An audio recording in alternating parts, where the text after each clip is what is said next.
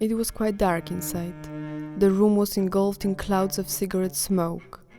Cats were running from corner to corner, crazily trying to find something to eat. But nobody took any notice and nobody was bothered that I was there, as they opened another bottle of vodka. This was merely a part of the chaos that I encountered while photographing my native village of Palmowo and the surrounding region of Poland. The project Behind the Curtain represents a personal journey investigating and experiencing the individual stories of men and women dealing with alcoholism. My objective was to create a visual narrative, reflecting on my own story of the past.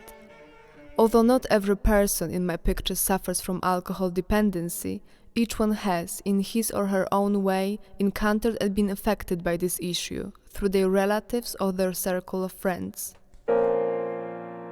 Over the course of a year, I carried out numerous interviews with the people I photographed, their families and specialists in the field of addiction.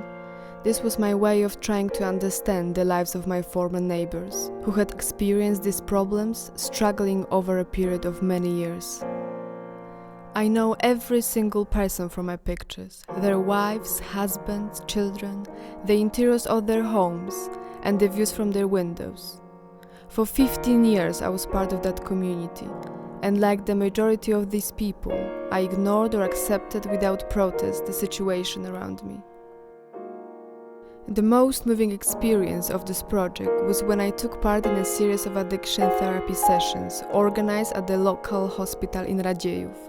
After a few visits to the clinic, I became aware that most of the families of the people I had met had no idea how to help alcoholics.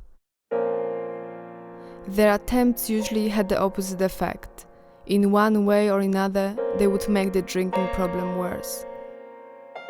It turned out that these families are also sick, suffering from a condition termed co-addiction, an issue that frequently provokes mixed feelings and negative emotions, resulting from a lack of understanding. I didn't have a structured plan when I started working on this project, and I didn't expect that it would be so emotional for me, especially when I had to go through the recorded conversation I had with all the people I photographed. I got to the point that I started having nightmares, and I dreamed about all of them. It was horrifying. That's why I had to stop for a while and cleared my mind in order to complete everything. Often as a documenter, it is difficult to maintain an objective position, particularly when investigating a subject or area of society that we can directly relate to. I saw many of them very, very drunk every day when I was growing up. In fact, it was normal to see drunken people all the time. Perhaps that's why there is no direct visual evidence of alcohol in my pictures. By presenting quite empty, misty landscapes and the interiors without human presence, I wanted to draw the attention to the inescapable feeling of loneliness and alienation I was seeing every time I was coming back home.